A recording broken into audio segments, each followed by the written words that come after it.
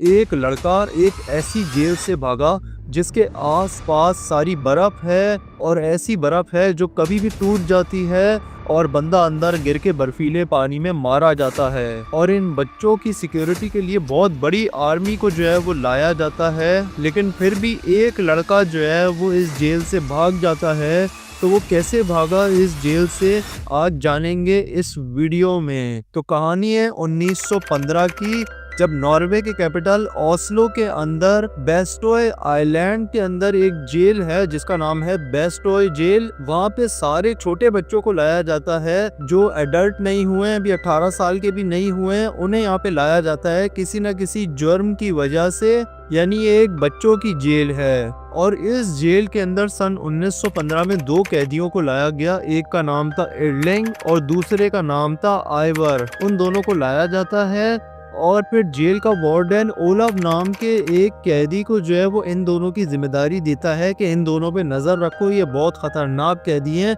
इरलिंग को जो है वो कत्ल के केस में जो है वो यहाँ पे लाया गया था। उसके बाद फिर तमाम जेल के कैदियों को जो है वो जेल का वार्डन जो है वो ये बात बता देता है कि अगर कोई भी यहाँ पे हमें भागते हुए नजर आ गया, शक हो गया किसी पे भी, तो उसको जो है वो बहुत बुरे तरीके से कोड़े मारे जाएंगे। और उसके बाद फिर तमाम बच्चों को जो है वो कोई ना कोई काम दे दिया जाता है जेल का, जैसा कि हर जेल में ही कैदियों से कोई ना कोई काम करवाया जाता है, तो इस जेल में भी जो है वो इनको काम दे दिए जाते हैं। और इरलिंग को जो है वो बाथरूम साफ करने का काम दिया जाता है कि बाथरूम की गलाजत को वो ला के जो है वो फेंकेगा जंगल के अंदर।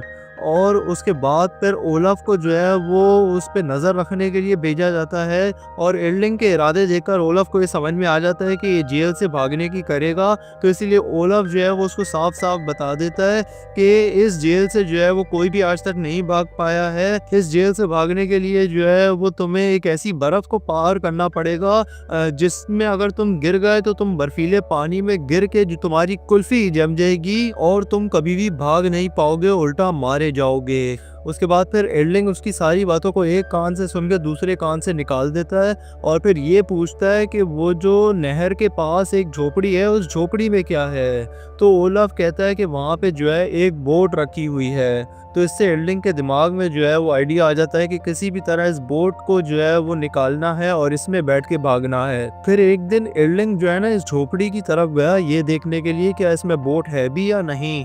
तो वो देखता है कि यहाँ पे बोट है और उसे वहाँ पर एक औरत देख लेती है जो शोर मचा देती है, जिसकी वजह से जेल की सिक्योरिटी आ जाती है। उनको लगता है कि इरलिंग जो है वो भागने की वजह से यहाँ पे आया है बोट लेने के लिए।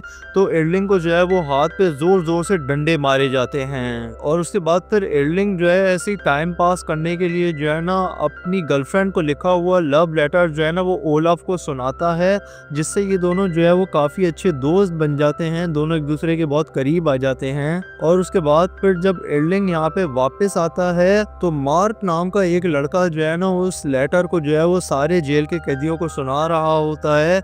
ये देखकर इरलिंग को बहुत ज़्यादा गुस्सा आ जाता है, वो मार्क को मारना शुरू कर देता है और ओलफ जो है वो इनको छुड़वाने की कोशिश करता है और सारे जेल के कैदी भी छुड़वाने की कोशिश करते हैं। उसके बाद फिर जो जेल की सिक्योरिटी थी वो इन तीनों को जो है वो सज़ा दे देती है। इन तीनों को जो है वो जंगल में भेजा जाता है लकड़ियाँ काटने के लिए और इन तीनों की जो है वो बातें करते करते काफ़ी अच्छी दोस्ती हो जाती है। और फिर इरलिंग जो है वो आरी के ब्लेड को तोड़कर अपने पास छुपा कर रख लेता है। और उसके बाद फिर रात के टाइम इरलिंग जो है आरी के ब्लेड से झोपड़ी का ताला काटता है और बोट लेकर वहां से भाग जाता है। और सुबह जब जेल के वार्डन को पता लगता है कि इरलिंग भाग गया है तो वो सारे बच्चों को इकट्ठा करके एक लेक्चर देता है जिसमें वो ये कहता है कि इरलिंग बहुत जल्द पकड़ा जाएगा, यहाँ से कोई भी भाग नहीं सकता है और देख लेना इरलिंग को बहुत जल्द हमारी सिक्योरिटी पकड़कर लेकर आ जाएगी।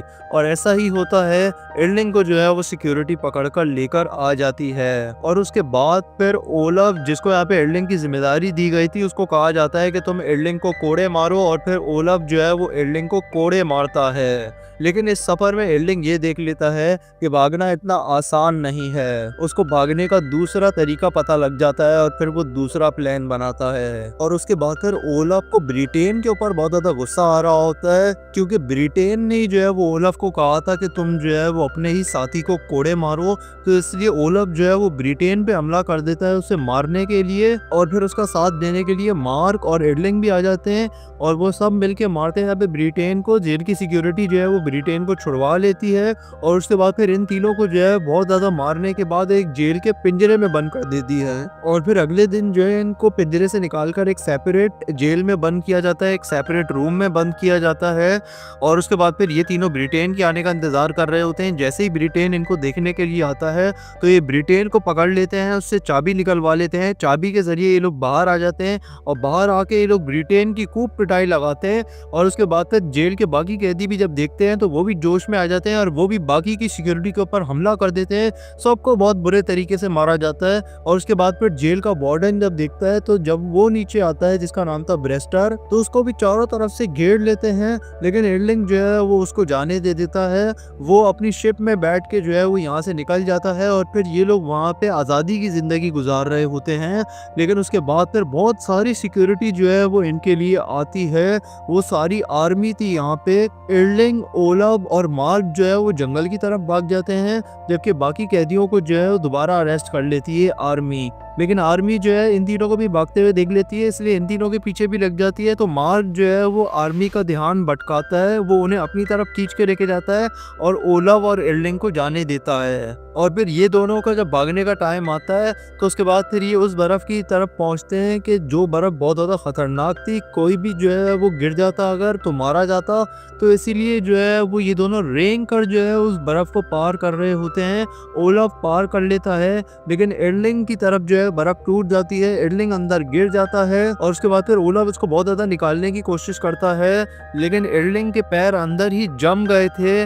और उसके बाद फिर दिल पे पत्थर रख के ओलफ को जो है वो एडलिंग को छोड़ के जाना पड़ता है और ओलफ जो है एक बोट में बैठ के जो है वो वहाँ से निकल जाता है और इस इम्पॉसिबल जेल से जो है वो ओलफ भागने में कामयाब हो जाता है। और इस कहानी के ऊपर बहुत सी बुक्स भी लिखी गई हैं जो कि मैं आपको अपनी स्क्रीन के ऊपर दिखा रहा हूँ, क्योंकि ये एक असल कहानी है। और जेल के कैदियों ने पुलिस के होते हुए 210 मीटर लंबी सुरंग बना के जेल से किस तरह भाग गए, जानने के लिए आप जो है वो ये वाला वीडियो देख सकते हैं। एक लड़की 41 डेज तक समंदर के बीच में फंसी रही, तो उसने कैसे सरवाइव किया बिना खाने के, जानने के लिए आप ये वाला वीडियो देख सकते हैं। और ऐसी इंटरेस्टिंग कहानियां सुनना चाहते हैं तो यहाँ पे क्लिक करके सब्सक्राइब करें ताकि ऐसी ही कहानियां आपको मिलती रहें।